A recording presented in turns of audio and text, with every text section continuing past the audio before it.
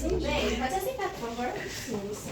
Tô bem também. Olha, Beatriz, antes da gente começar a fazer os exercícios hoje, eu queria alinhar um pouquinho algumas coisas. Lembra que a gente fez uma avaliação? Então, hoje a gente vai fechar o seu diagnóstico. Assim, pra ser sincera, eu li no final de semana e eu fiquei preocupada quando eu vi no laudo síndrome de Stickler. O que é isso exatamente? Não, é super normal se assustar com o nome. Eu também me assustaria, mas calma que eu tô aqui pra tirar suas dúvidas.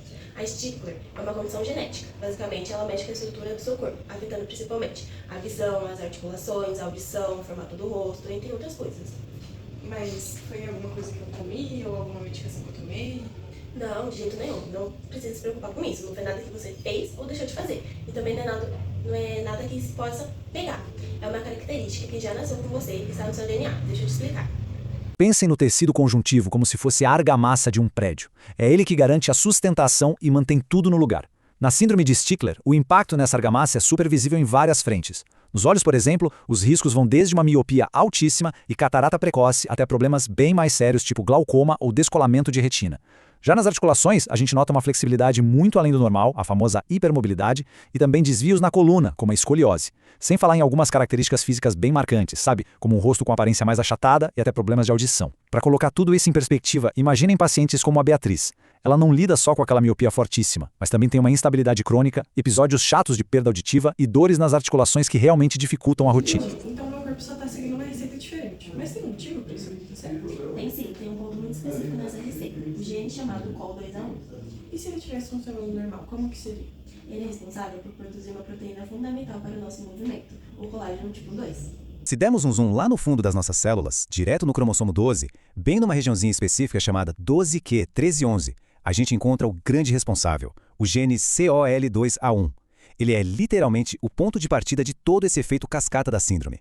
Esse gene funciona como um centro de comando que não para de trabalhar, mandando ordens super claras para o corpo fabricar uma proteína absolutamente essencial, o colágeno tipo 2.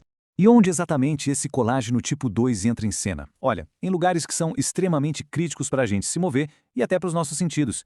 Ele está na cartilagem que reveste nossas articulações, nos discos da coluna que funcionam como nossos amortecedores naturais, dentro do ouvido interno, na formação dos ossos do feto e no humor vítreo, que é aquele gel espesso dentro dos olhos. Resumindo, esse colágeno é o amortecedor definitivo do corpo humano.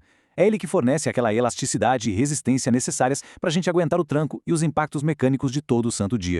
Só que aí entra o grande problema, a fragilidade. Quando esse gene sofre uma mutação, o corpo acaba produzindo um colágeno defeituoso ou às vezes em menor quantidade. Imaginem só tentar construir um arranha-céu enorme usando vigas de aço frágeis e enferrujadas. Não dá, né? A cartilagem simplesmente não dá conta da carga do movimento e o resultado direto são articulações soltas, instáveis e com bastante dor. Lá no olho, aquele gel que sustenta tudo perde seu formato tridimensional, deixando a retina totalmente desprotegida. Ou seja, um erro minúsculo no código genético vira literalmente um desabamento na nossa estrutura física.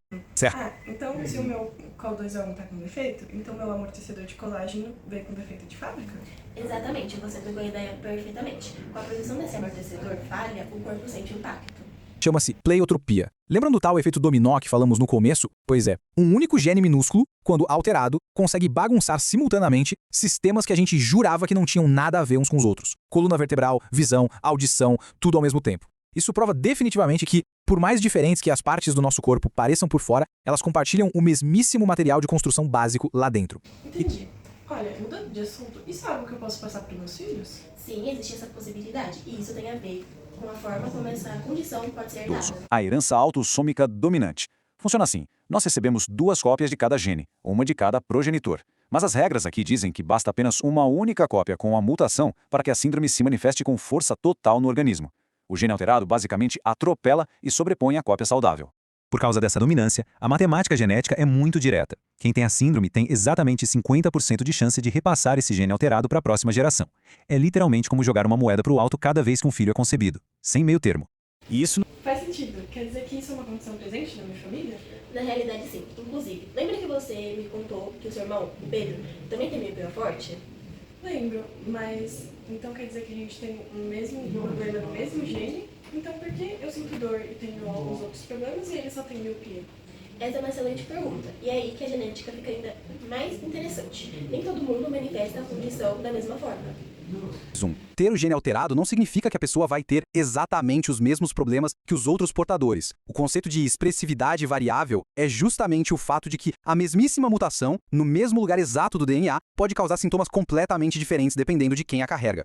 Para ficar mais visual, vamos comparar aqueles dois casos práticos hipotéticos que mencionamos antes. A Beatriz tem dores absurdas, uma hipermobilidade severa, aquela miopia altíssima e uma escoliose que exige acompanhamento contínuo. Mas aí a gente olha para o Pedro, que carrega a mesma exata alteração lá no cromossomo 12, e ele só tem miopia. Zero dor nas articulações. É uma variação abissal de severidade, provando mais uma vez que o diagnóstico genético é só a linha de partida, nunca o destino final.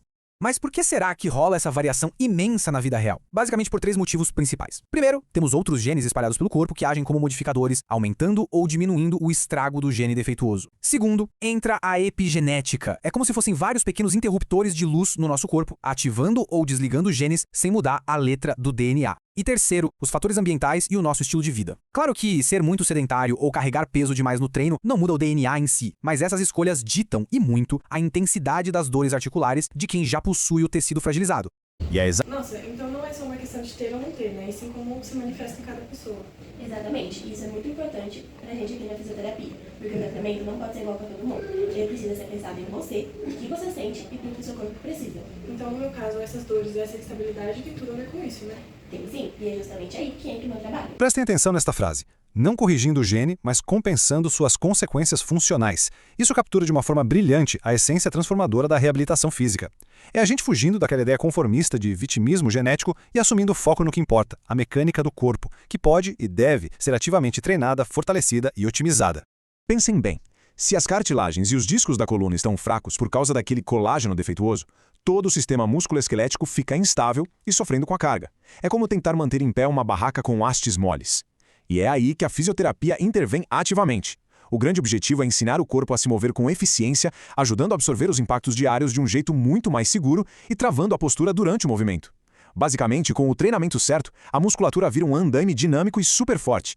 Ela dá aquela estabilidade toda pelo lado de fora que o DNA, infelizmente, falhou em entregar pelo lado de dentro. Até agora, a gente apontou o dedo para o gene CO2A1 como o grande culpado, certo? Mas a biologia adora uma reviravolta impressionante. E aqui a gente esbarra no conceito de heterogeneidade de locus. Acontece que mutações em genes totalmente diferentes, localizados em outras partes do DNA, como um tal de gene CO11A1, podem acontecer e dá exatamente na mesma. É o mesmíssimo quadro, o mesmo diagnóstico clínico da síndrome de Stickler. Isso prova o quão fascinantes e incrivelmente complexas são as redes do nosso corpo. Às vezes, caminhos genéticos totalmente diferentes chegam no mesmíssimo ponto final físico.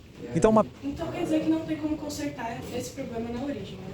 Isso, a gente não consegue mudar o seu gene, mas a gente consegue melhorar a forma como o seu corpo pode lidar com isso. E como isso funciona na prática? A gente vai focar principalmente em 3 pontos: fortalecer seus músculos, melhorar a estabilidade das suas articulações e trabalhar seu controle de movimento.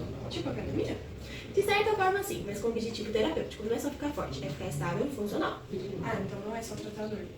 A dor é só uma parte. Nosso objetivo é te dar mais segurança para se movimentar, evitar lesões e melhorar sua qualidade de vida ao longo prazo.